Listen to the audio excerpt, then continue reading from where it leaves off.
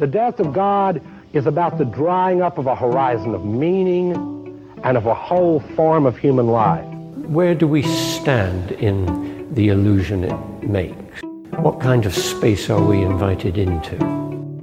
The material relations between people become social relations between things. When we look at toasters, corn, and TVs, we don't see... We still, to a large extent, live in the interregnum between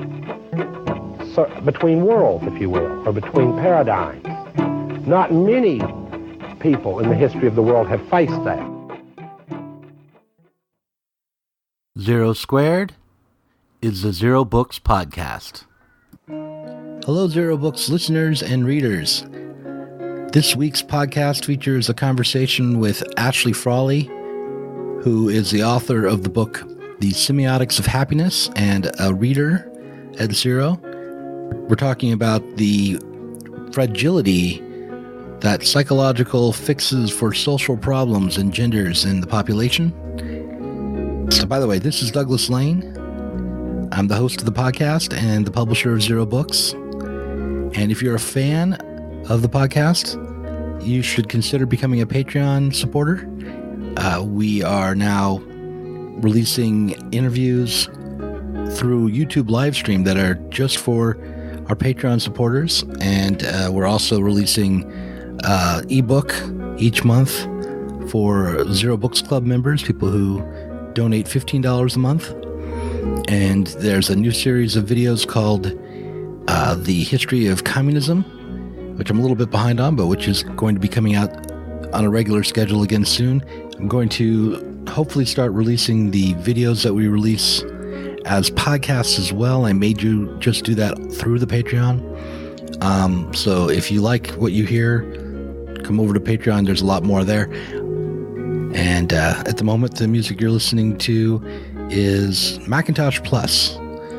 But it's the 420 by Macintosh Plus. But in just a moment, you'll be listening to Ashley Frawley and I discuss the fragility of the left.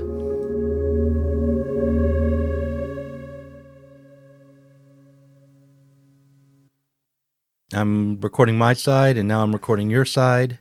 So say something. Good, perfect. I see a wave pattern, so that means it's working.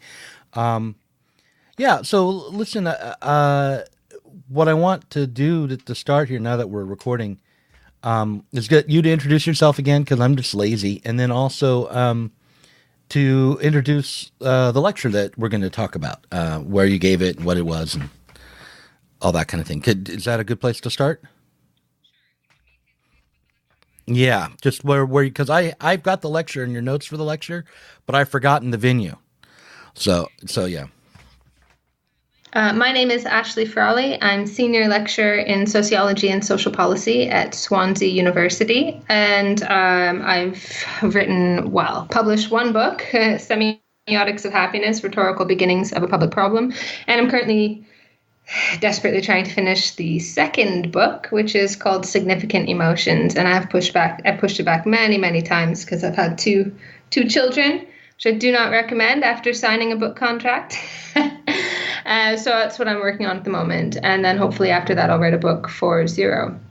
Yeah, I definitely want to get you on our roster of authors. The subject we're going to be talking about today is I think, a really important one that I kind of want to put at the center of the whole imprint, about returning to reason as our primary mode on the left, and a return also, an embrace of faith in people as rational subjects, and just what that might mean. You gave a lecture recently. Where did you present that? So I gave a lecture a couple weeks ago, just outside of London, and the lecture was called Emotion and Reason, and it was at an event called the Academy, which is a 3-day, 2.5-day sort of summer school, I suppose, with lots of different lectures from various people, and on a particular theme.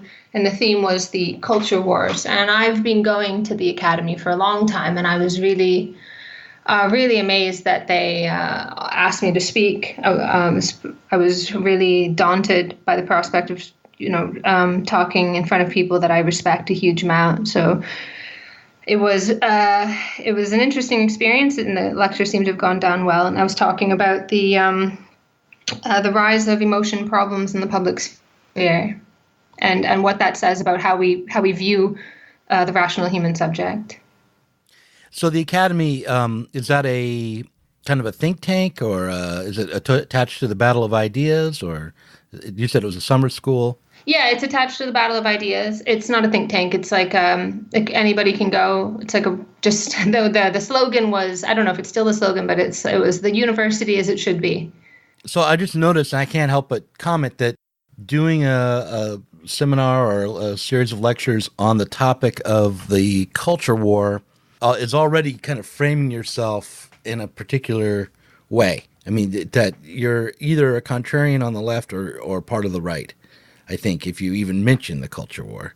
I think it's really sad, actually. I think there are reasons why we're stuck fighting a never-ending culture war, and that's actually part of what I talked about. I'm not saying you should be. I'm just saying that's sort of how I think that it's seen now, because there's been this whole industry that has built up.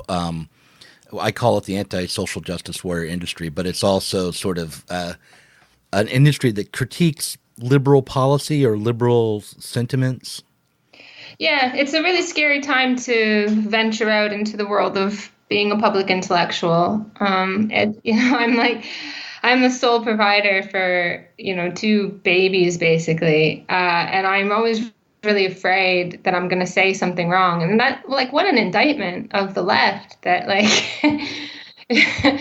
that they might cancel you and cast you out or something. But I think the vast majority of people are not like that. I think that there is a hunger for ideas right now. And I think there's a hunger for ideas on the left as well. Maybe that side of politics has got a lot of weird kind of power on social media, but I think the vast majority of people don't think like that. Yeah. Well, your lecture was about the culture war, but it was coming out of your understanding of the way policymakers and people in sociology, people who make social claims, have framed social problems around emotion and psychology. I've read your notes for the lecture.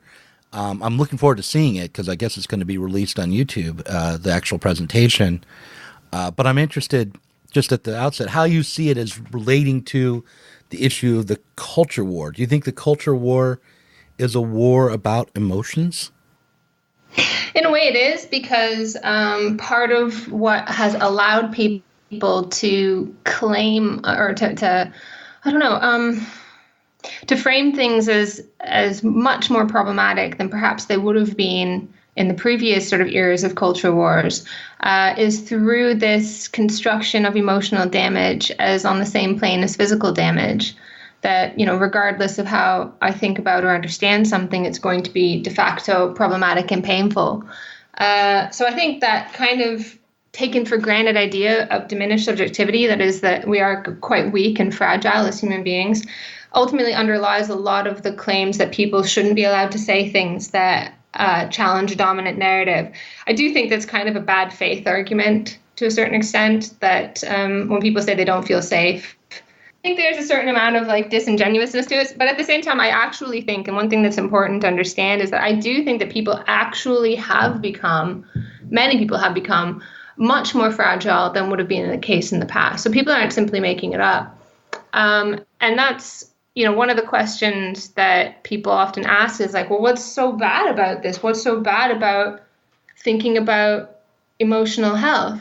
And the thing is, it's not that there's this way of being human that just always exists everywhere and for all time. And human beings will always react to their circumstances in this particular way, and always have and always will. You're not sort of these people are not identifying. Actually, I've skipped over now to claims makers around emotion, to people who claim that happiness is a problem, or that we should teach mindfulness in schools. It's not that they are drawing attention to a problem that has always existed. They actually are creating problems. So the whole thing with happiness that I've been studying for almost a decade now is that it sold itself as this idea of optimization, of celebrating happiness, of celebrating the positive side of the human experience. But actually, if you looked at the claims, they weren't saying, oh, happiness is this wonderful thing. They're saying it is this very difficult thing that only we understand. And although their own studies showed that people were just about as happy as they had always been, as long as people had been doing these studies since the 1940s, they saw that as a problem, for one thing. And they said, they pointed to other things like, drug abuse and alcoholism. They were very creative. Everything became a problem of happiness. And they promised that by promoting happiness, they would solve a huge range of problems. And you see this narrative over and over and over again. And it never will solve any problems, promoting happiness, because problems in society are not caused by a lack of happiness. But what it does is it sends this message that ultimately the start and end point for everything is you and your own individual psychology. And it induces people into this sort of introspective worry that something's not right, that you're always supposed to be thinking about your psychology. And it is actually what they claimed at the beginning, that, you just invest in promoting happiness, as in 2003. Invest in teaching happiness in schools. We're going to save so much money down the line because we're going to prevent mental illness. That has not happened. If anything, the exact opposite has happened. Because what you tell people, the message that you give people, is that you are quite fragile. Happiness is quite a difficult thing that requires your constant vigilance. You must always be thinking about your own psychology. And if you do that, you're going to find it amiss. Like, you're going to find something wrong. Years ago, I read a book called The Denial of Death by Ernest Becker, which he's a psychologist. And he had this theory that all of human culture was constructed as a way to protect the human animal from their fear of death. And it's an interesting theory. But what was most interesting about it was that his solution for what he saw as all the social problems that came out of the fear of death was a return to Christianity, or a return to religion. But it was one that he was really, it was a solution that he offered up sort of ambivalently. He wasn't fully committed to that. He wasn't sure it was even possible. Today, there's this guy, Sheldon Solomon, who wants to try to overcome racism and xenophobia, which he feels comes out of our fear of death, through interventions around death anxiety, in order to, and which this will have then a positive social effect, even on the level of policy. Yeah, you hear this narrative again and again and again. Arguably, it goes back to mental hygiene as one of the first sort of like positive approaches. And the argument basically is, it's a reversal of this sort of Maslow's hierarchy of human needs that if you took marketing in high school, you probably learned about. But this idea that, once you have you have your economic security, then you're free to sort of think about the higher things related to being human. But it actually flips that around, and it says, in order to have any kind of security, you need to attend to emotions first. Now, that's not my argument. That's an argument that Edgar Cabanez and Eva Luz make. But the argument that I make is, I agree with that, but it's this positing of magic bullets. And they say it over and over again. First, we must promote emotions. We must manage emotions, that is. Go into people's lives and get them to think and feel in the right ways. Then something. Solutions. And I haven't conceptualized this in this brilliant sociological way. The way that it pops up into my head, and I blame my husband for this, is South Park. Have you ever seen South Park with the underpants gnomes? It's exactly that, step 1, steal underpants. Step 2, something. Step 3, profit. It's exactly that. And you see this, I was circling it over and over and over again when I was doing my data analysis for this book. It's the same narrative. Step 1, promote emotion. Step 2, kind of blurry, not quite sure. Step 3, nirvana. And it's this endless kind of deferral of actually dealing with problems. And they will say, like, okay, we know that these are ultimately structural issues, but we cannot deal with these structural issues until we have rehabilitated the subject, until we have made people better and well and psychologically good. But of course, the dealing with those problems is endlessly deferred. So self-esteem was the same narrative. Social movements were saying, well, how could we possibly deal with these problems of the patriarchy and so on if women don't have the self-esteem to stand up for themselves? It's a very convincing kind of narrative. But of course, what it wound up with is this excessive focus on the self and damage to the self. And the day when we will finally figure out and try to think about those problems is somewhere in the future, and it never comes, because with each iteration of these emotional problematizations, from self-esteem to happiness to well-being to mental health now, the subject just becomes more and more problematized and more in need of dire rehabilitation. Oh, don't think about that now. Don't think about these big issues. People are suffering, you know. Well, I'm sure slaves were suffering too, but they didn't need mental health. They needed liberation. Yeah, before the slaves can rebel, they have to go through a 12-step program and, do a... Jesus Christ, thank God this stuff didn't exist then. Get the acupuncture. Okay, so I'm totally with you here, but I want to say, kind of off to the side maybe, that some of the ideas around, let's say with Ernest Becker, just because that's not one that you talk about at all, but like some of the ideas in psychology, in the realm of psychology, are of interest, right? And they might even be correct to some degree or another, but when they're put into the service of maintaining the social order, like, protecting, in the case of Sheldon Solomon, protecting a basic bourgeois, liberal, democratic sensibility, then by intervening in individual people's lives, then whatever is of interest in their deeper theories sort of gets lost, I think. I'm just saying that sort of to excuse my long-term love of Ernest Becker. I'm not writing off all of psychology, not at all. I'm talking about these claims when they make their way into the public sphere. Inevitably, they start to tell these really simplistic stories about the causes and solutions to social problems, and they become powerful because in the public sphere, like, if I'm going to say, like, look, guys, it's the falling rate of profit. Don't you see there's this ironic inability to realize sufficient profit from the wealth produced? It's a contradiction, and contradictions go back to Hegel there. What the hell? Like, nobody's going to be listening to that. They don't know what I'm on about. If I say, it's bankers. Well, yeah, it's greed. I feel that. So you talk to people at this common denominator of psychology, and it works. And it tells these sort of just so stories that everything is the way everything is the way it is because of the way the human beings are. And people will draw on these like pseudoscientific, like evolutionary psychology tales. And like not all of psychology is like that. There's a lot of really good stuff. Like I'm a big fan of oh my God, why is it? Viktor Frankl. Oh, name almost eluded me. Viktor Frankl, Man's Search for Meaning.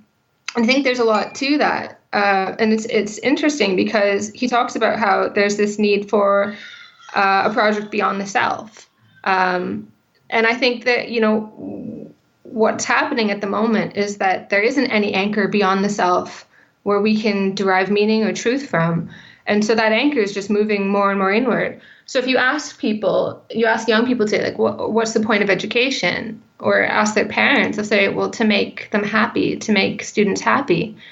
And like, I thought it was job training, isn't it? It's get a good career. No, but if you actually talk to the parents, they'll be like, will it make them happy? And I'll say, no, no. And if it does, I'm not doing my job. Like, it should be hard, but it's worthwhile because you're doing something that matters. You're trying to understand the world in a way that's fundamentally different that wouldn't be available to you had you not done this. I always told my kids that the key to a good life is to find something that you really care about and that you want to develop. Yeah. And that if you can do that, then that will get you through. So if you're going to be an artist, you might be starving, but if you have that, as your project and you don't give up on it, then that should get you through. I mean, no one gets through, right? But I mean, it will get you through to something more meaningful. Yeah, I mean, ironically, if you haven't got anything to suffer for, life becomes unbearable. Like if you're just sort of dragged into this, like you're dragged into education, you don't know why you're doing it. It's supposed to get you a job and it's just kind of the thing to do. Well, then, or it's to make you happy. Well, any kind of upset is going to be devastating. Of course it's going to be devastating.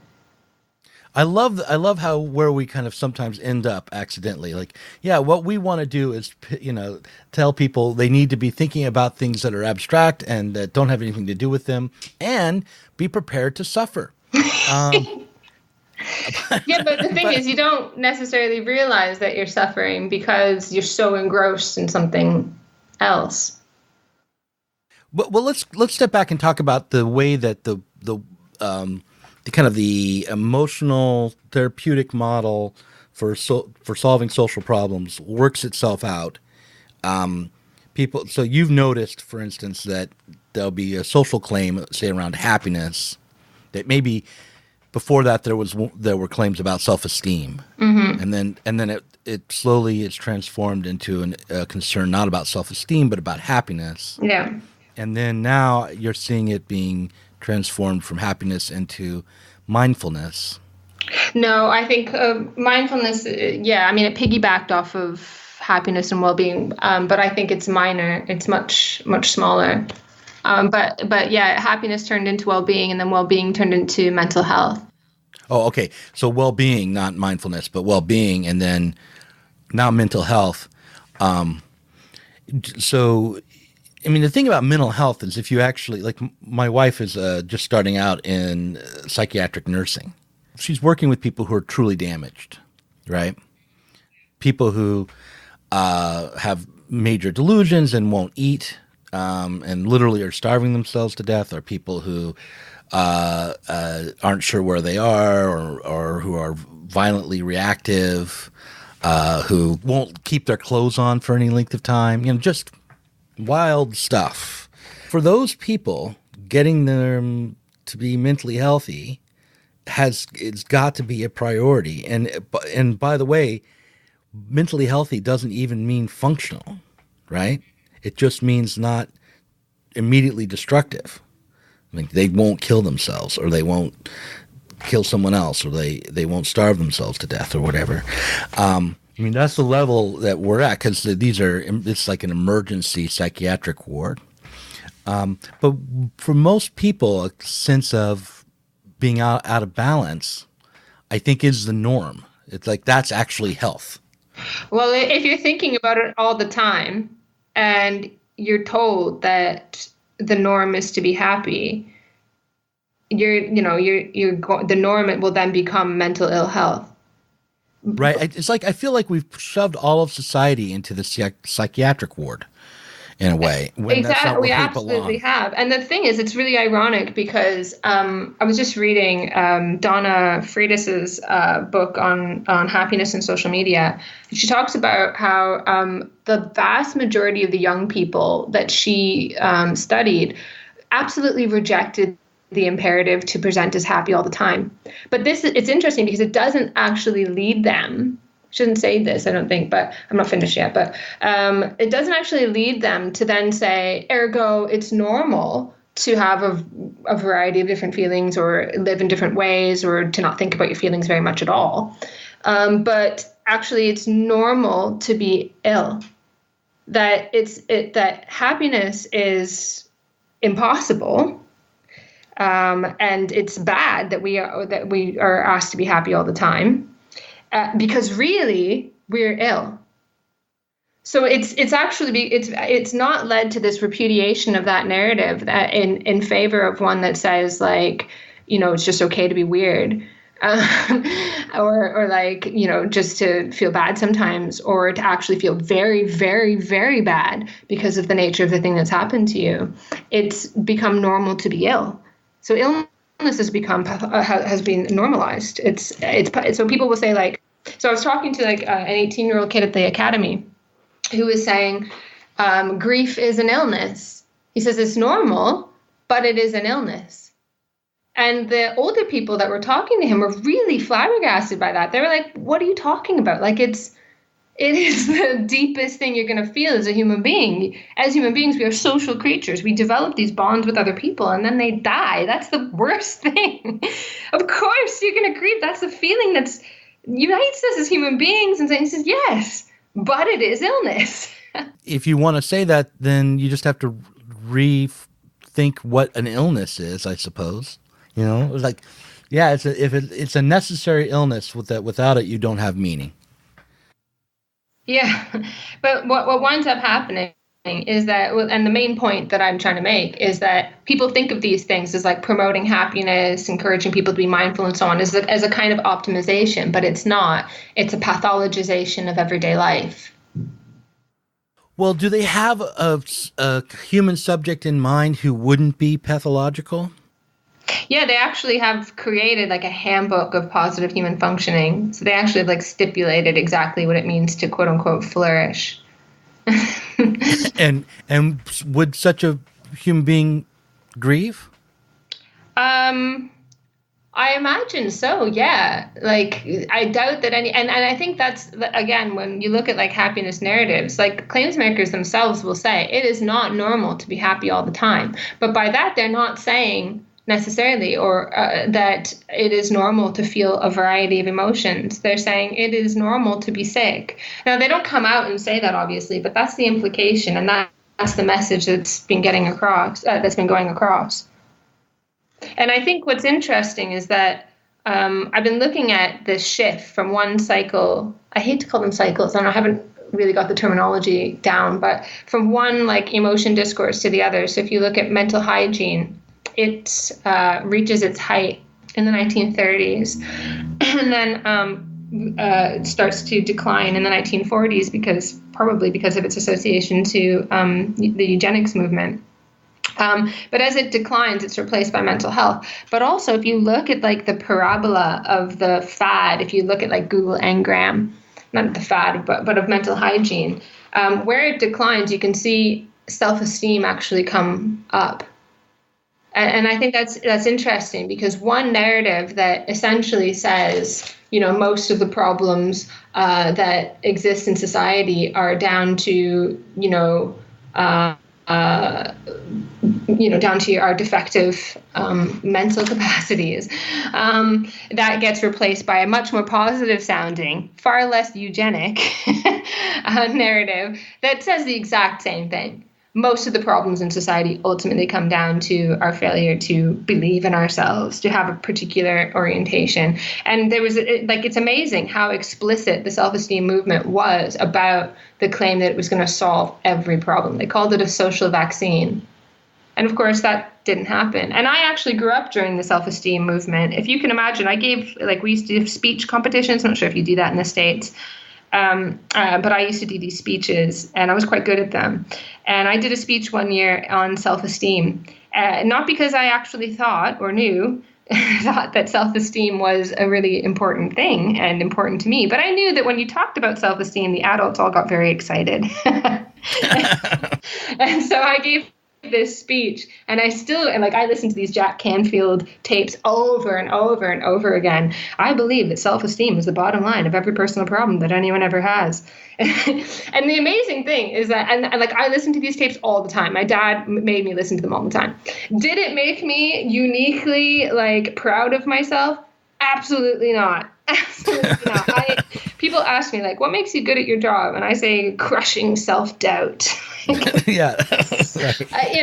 But what it did do was it gave this message that I should be thinking about my own psychology constantly.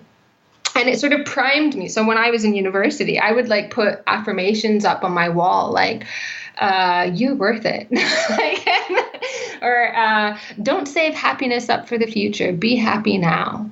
And I was like, why can't I just be happy? And I absolutely felt this narrative of and how it made you think about your psychology all the time, but I thought that was normal, and I thought it was the result of scientific discovery. So when I started to read, Frank Ferretti's book Therapy Culture, Nicholas Rose's Governing the Soul, this sort of critical literature that talked about how these things had a history and what their purpose is and how they function to basically act as forms of social control. It's a simplified narrative, but I was incensed. I was pissed. I was like, you sold me this as like the truth of human nature. I had no sense that this had a history. And what amazed me and really excited me was the fact that human beings had been different in the past, that human beings had responded to things differently in the past, that I didn't necessarily have to think of myself as quite damaged and so on, that I could construct a different narrative of my life that was forwarded to something beyond myself.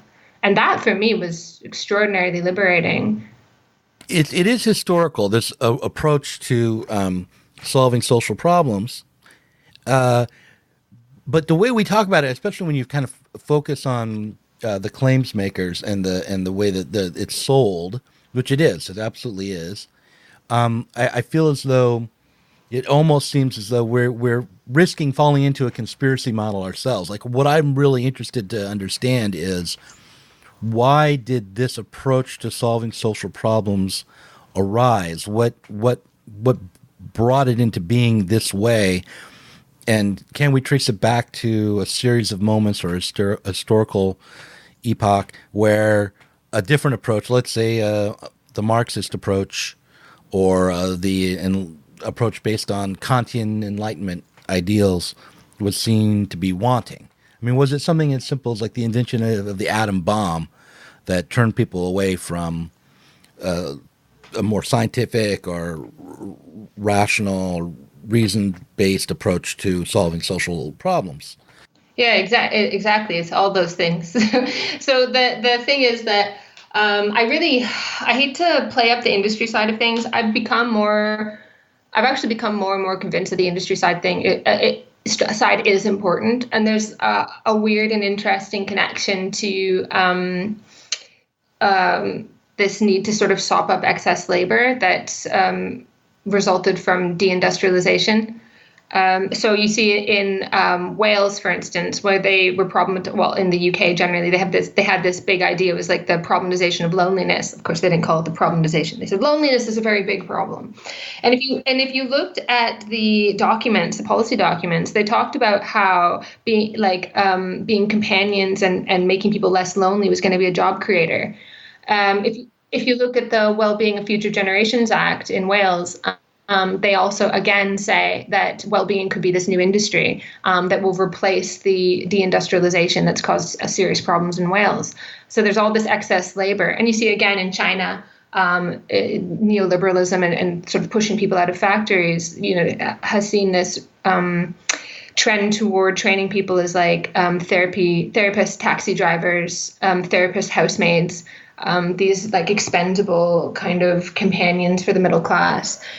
So these kinds of therapeutic jobs are a way to redistribute the surplus that's created by a smaller and smaller sector of the working class. I wouldn't it's not the hill I'm going to die on, but it's interesting that that's happening. That seems to be there's a whole class of people, first of all, that are just trying to make it a purpose for themselves. And I kind of see this when I supervise dissertations for my students, and a lot of them are like problem discovery. Like this whole area that nobody really cares about right now, but they're going to campaign to bring awareness of it, and they've got the solution, and it's like this creating a purpose for yourself in the world comes through problem discovery. And people like Catherine Eccleston, who's another person who works in this sort of area, she talks about how there's this whole problem creation industry in relation to children, where just more and more aspects, it's absolutely out of control. More and more aspects of childhood are just problematized, and the solutions are through this specialized expertise that's going to teach you how to be the perfect parent, or more likely, that's going to advise governments on how to influence people to be better parents, because all problems in the world ultimately come down to parenting. But that brings me back around to the fact that the bigger question is, why is this expertise so much in demand? Because, there's a huge industry, this emotion problem industry. It's enormous. But the question is, why are people so receptive? Why are policymakers so receptive?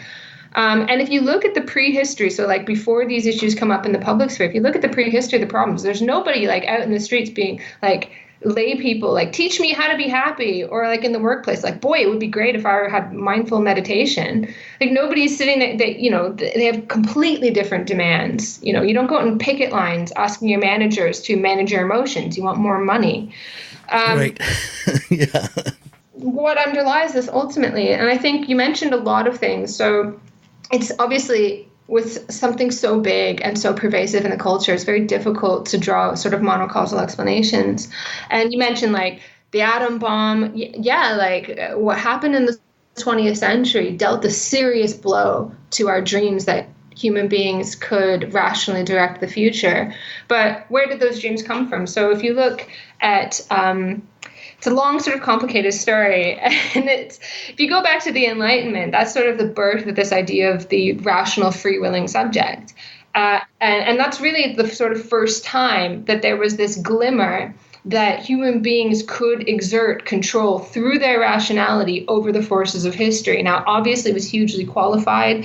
And I think what happened was this expression of the rational human subject with all of these capabilities and freedoms came up against the reality of an economic system that could not make that subject exist. And I don't mean that people are irrational in their everyday lives. And that's actually why I really like Marx, because Marx doesn't start with irrationality. He doesn't start with mistakes.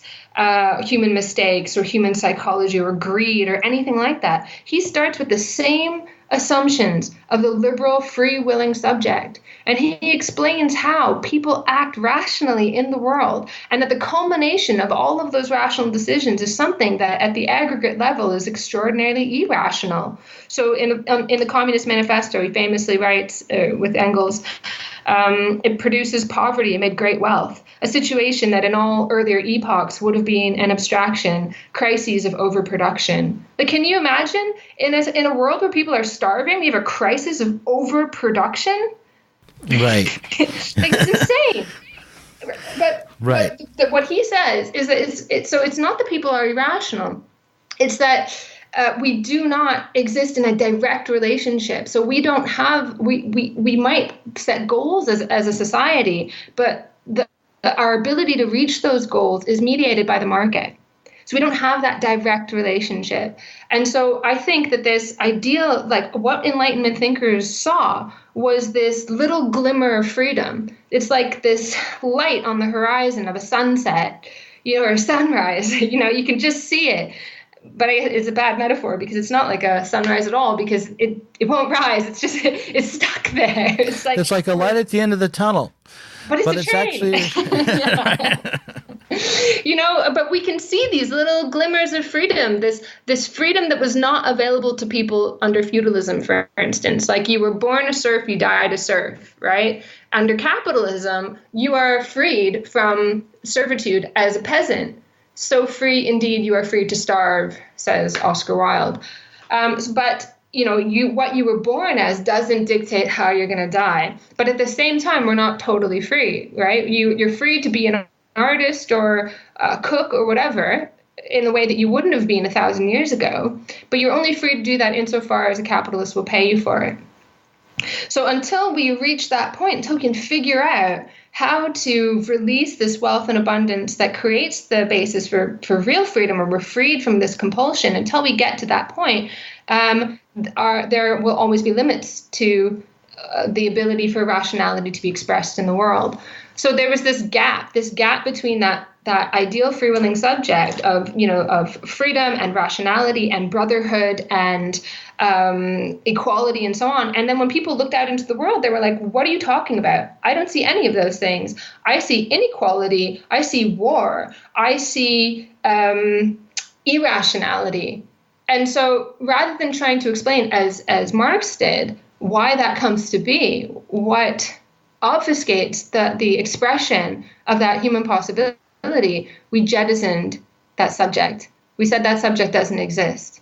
It's a myth. And the fact that it is a myth ultimately underlies most social problems.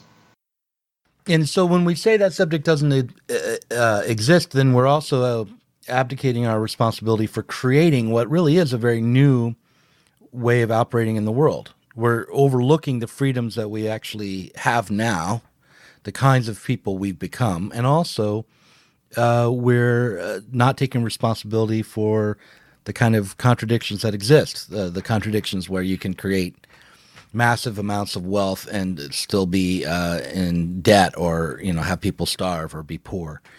My temptation is to start to ask, like, what is the psychological reason why we can't take responsibility? But that's probably the wrong move, right? It's a good question, actually. I think we default to, so like obviously there's this contradiction within capitalism between the compulsion toward progress to create and to tear down old barriers and so on. But at the same time, there is an extraordinarily destructive force within capitalism. So there are these forces that are pushing forward and forces that are pulling back.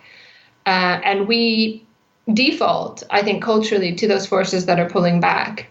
And so we have this desire to either sort of maintain the present at all costs. And you can see this in like mindfulness discourses are a really interesting example of this. It's like this injunction to like find this little bit of freedom in the moment of literally trying to make time stand still. They'll like tell people to eat a raisin mindfully. So you like think about this raisin as you're eating it.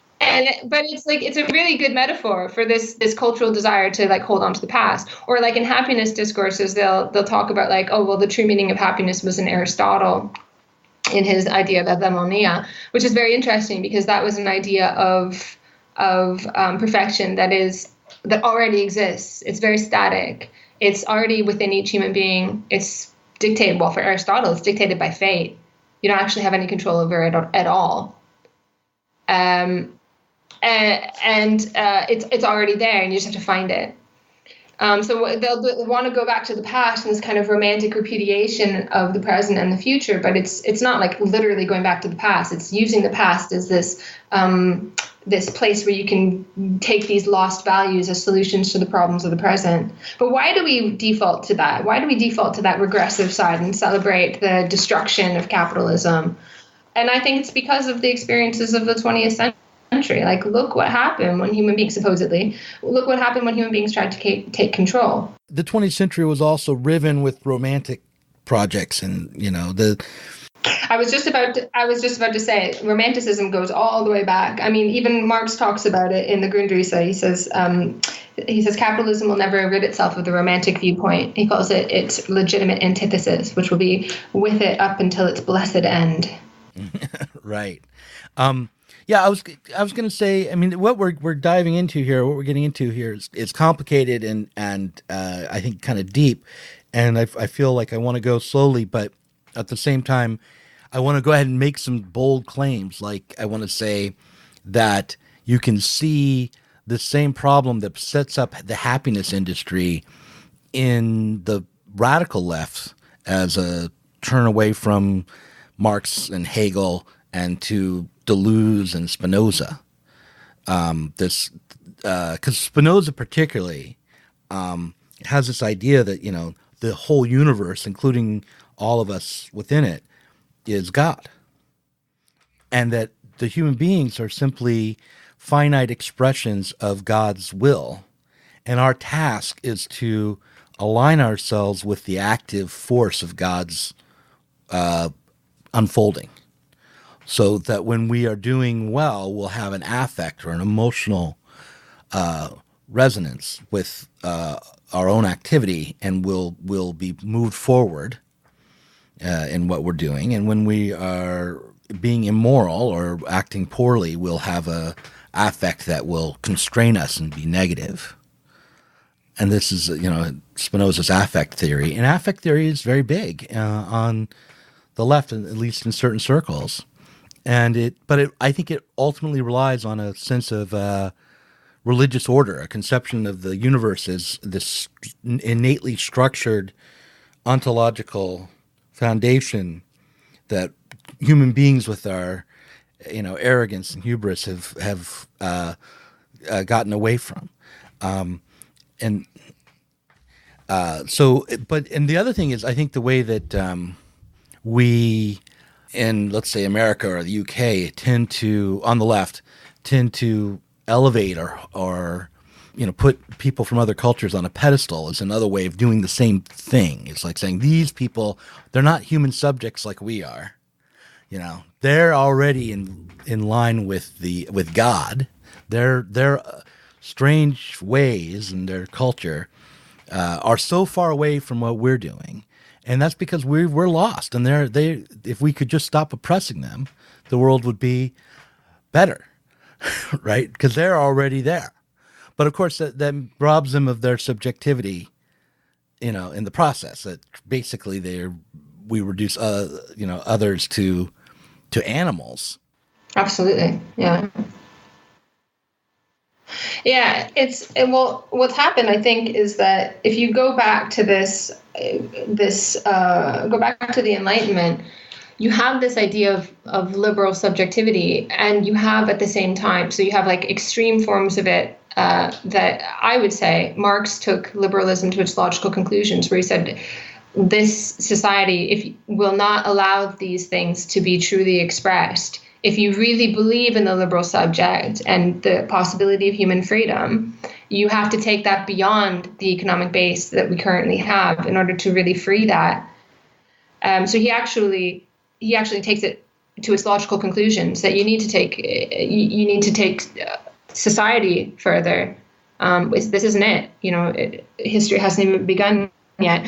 So you have that sort of liberal project.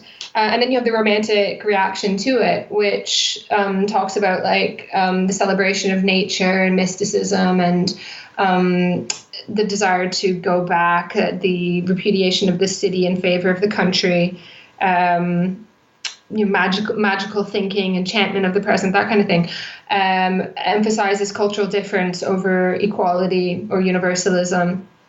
And what's happened is that whole liberal project has collapsed.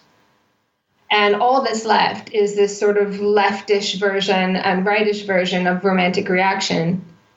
So you have this total repudiation of universalism, and the left version of that is a celebration of cultural difference. And the right version of that is race realism. But both of those things, this is Keenan Malik's thesis in The Meaning of Race, both of those things came out of a reaction to the Enlightenment project, the Enlightenment. Right. So to return to Marx is a way to return to the Enlightenment project as well. It is, yeah, absolutely. And it's also a subversion of this constant demand not to think too deeply about things. That, look, even neoliberals, the limits of human rationality was the market, and we all basically now agree with that. Like by removing the market out of our ability to understand the market and offer a completely alternative conceptualization of economics, when we took that off the table, we damned ourselves to fighting a culture war, because that's all that you have control over. Well, one thing that's happened to me lately is I've recognized that when it comes to the market of podcasting and video making and books, that it's not free of its own presuppositions and rationalities, and those change as well. I mean, a real obvious example is YouTube's algorithm. I mean, that's not some sort of pure marketplace of ideas that we're talking about. What's happening there is, the state will make a claim, like Trump won the election because of Facebook trolls and fake news, and then the company will try to police itself in order to avoid regulation. And the solution has been lately to really clamped down on independent producers of media and pushed CNN, MSNBC, the BBC, and so on instead. So the algorithm is actually not sharing independent producers' work as much as it was, because it wants to stop fake news from being shared. What's interesting about that, not to derail the conversation, but like if Hillary Clinton would have won that election, and this whole narrative would have been like, you'd have documentaries about how smart they were using social media. Like you have like people talking about political spin when it's like fits within the narrative centers and we're all kind of used to. It's like this wonderful, real smart, slick campaign that somebody ran. Like Trudeau is like that in Canada. So it's really slick, slimy dude who just says all the right things. And everyone's like, oh, so smart, real good. And you actually see people demanding spin. Demanding it. Like, how dare you not spin? But we all know that politicians are lying. We just want them to lie to us nicely. Right. Well, what's interesting also is I think that YouTube would still be imposing these kinds of moves on its own algorithm for other reasons. Because it basically, in order to try, because it's not been profitable for a long time, so to try to bring advertising revenue in, it would end up doing very similar things. It's not really just only driven by the state's demands on it. But the story as to why it's happening would be different, and it wouldn't have as much justification. We'd be able to, the left would be able to oppose it more effectively, I think, because we wouldn't see it as it wouldn't be able to claim it's making these moves out of a sense of wanting to protect the society or for some social good, but it would be doing it clearly, simply based on its own institutional needs. But I guess to walk back from that, just to kind of see if what I was trying to say to myself maybe and to you was that the neoliberal project was never really about just letting some other mechanism do our thinking for us. We always were imposing on this market. It's not it can't be an unregulated market, really. And certainly the real neoliberalism has been about state intervention to prop up the market, to prop up private industry. So I just want to, so even with the neoliberal managers, they can't help but get their hands dirty in the process and ultimately be responsible for a lot of what's going on, even though they're responsible for trying to maintain a system of contradiction that is in a sense objective. That's not just something they've created. Well, here's something really scary, and that I haven't got my head around this. It's a really bad time to talk to me. Like, writing a book is a bit like throwing all my ideas into a blender. So I'm like half understanding things and half writing about them. But there's a very interesting book by David Chandler called Resilience, which looks at the rise of resilience governance and resilience as an issue. It's just interesting and very similar to what I'm looking at. And he talks about how they go on and on and on about complexity. There's this complexity, it's really complex world, and complexity of globalization and so on. And this is coupled with this, what seems like a typical kind of neoliberal outsourcing of social problems to individuals. But what he says, if I understand him correctly, is that it's kind of what governments are kind of saying is that like nothing is within our control. Not government, we don't know how to solve these problems. Not the market, we have no idea. And even you deal with your emotions and you just try to be resilient, to, precarious work and that kind of thing. But even that you can't really do because you're weak and vulnerable. And, it's really scary because it's almost this admission. I mean, if I'm going to have people trying to screw around with the economy, I at least want them to know what they're doing or have some sense that they know what they're doing, even if they're wrong. And and some belief in what they're doing. But actually, it seems to me that nobody has any clue, and they're kind of aware of it. And that's kind of scary.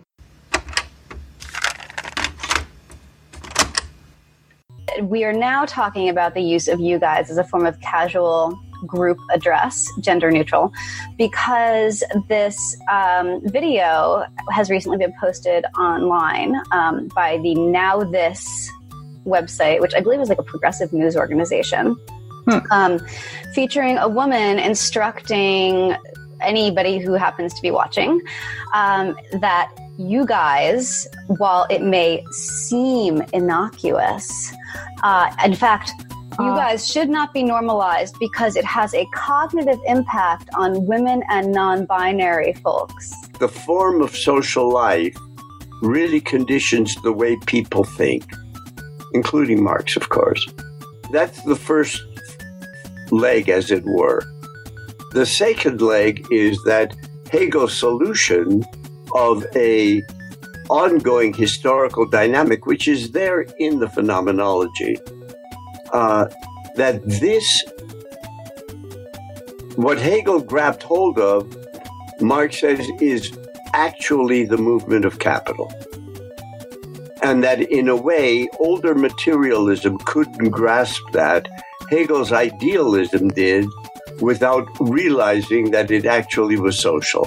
So I think what Marx is doing is he's taking someone like Hegel, like he took someone like Adam Smith, and embedding them in his social categories of commodity and capital.